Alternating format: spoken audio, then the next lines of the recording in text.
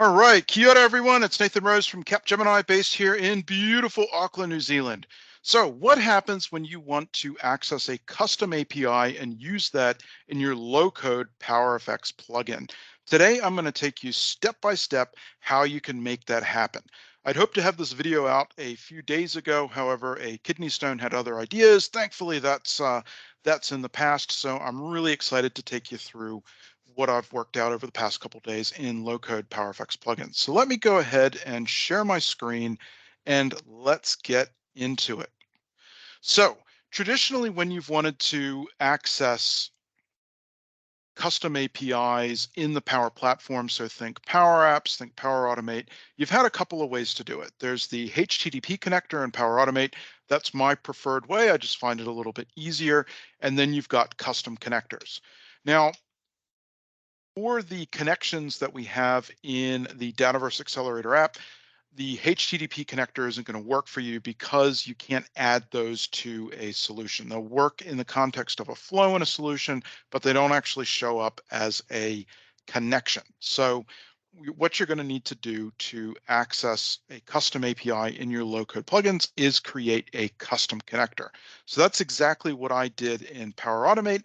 And then that showed up here in the Dataverse Accelerator app for me to consume in my plugin. So I'll take you through a couple of scenarios with that. So in terms of my scenario for using a custom API with my plugin, I decided to just go with a simple currency conversion. There is in the Power Platform, there is a currency conversion connection that's available to you. But I just created a custom one because I wanted to try this out for myself. So I followed Matthew Devaney's blog. It is a great blog, and I'll include the URL in the comments from him a couple of years ago. And he takes you step by step how to create a custom connector in the Power Platform.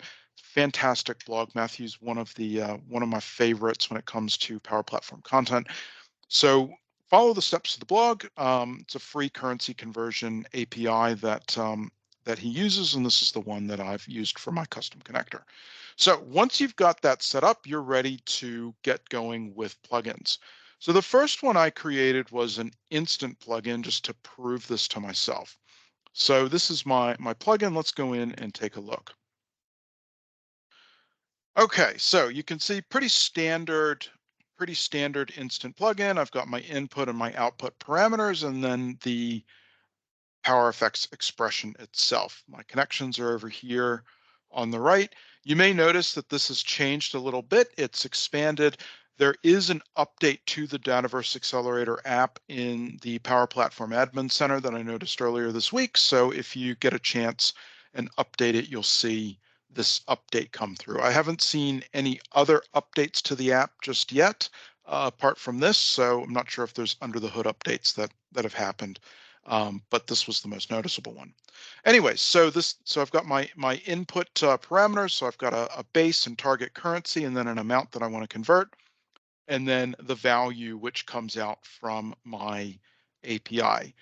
And so now remember, when you do have output parameters in an instant plugin in low-code plugins, you do have to declare that and then put your PowerFX logic. So I've got my output variable and then the connection that I'm calling. Now, one quick thing that I'll point out here, this is where my experience varied from Matthew's in his blog.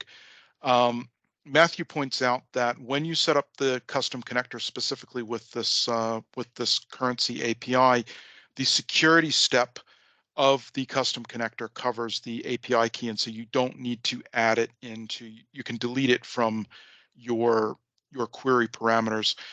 My experience was that didn't work for me, so I've had to hard code it in here. It's not great practice.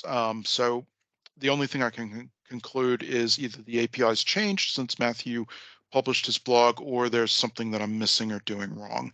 But this was my experience. So anyway, so that's why you're seeing the API key here in the PowerFX expression. In theory, that shouldn't have to be there. So let's go ahead and test this and see it in action. So come over here to the test canvas. And so let's put in a base currency. We'll put in New Zealand dollars, put in a target of US dollars, and let's see how much or how little 100 New Zealand dollars is going to be when I head to my parents' house in a few weeks for Christmas. So click run, and the plugin is not working. There has been, there we go, it worked for me.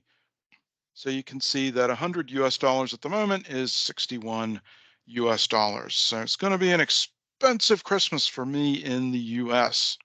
So that's the instant plugin running, calling that custom connector.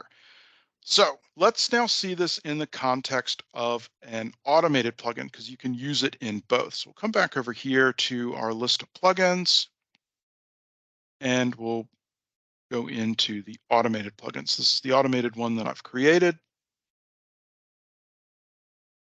And so pretty standard automated plugin. It's running on this custom product table that I've got in my trial environment. It runs on update of the table. It's a pre-op plugin, and this is my PowerFX expression. So I'm basically saying I've got a Boolean field on the table called trigger plugin, and when that's set to yes on update of the table, it goes away and calls this plugin and then sets this Boolean field from yes back to no. So let's go ahead and see this in action. So we'll come over here to my table. So this is my product table. I've got a price and total price. So it's reading this field, and this field, and then passing back the currency from here. So let's go with NZD again to USD, just to yes, and save. And you can see that it's gone and converted that. And so we can do this with a number of different currencies. So we could say AUD into euros.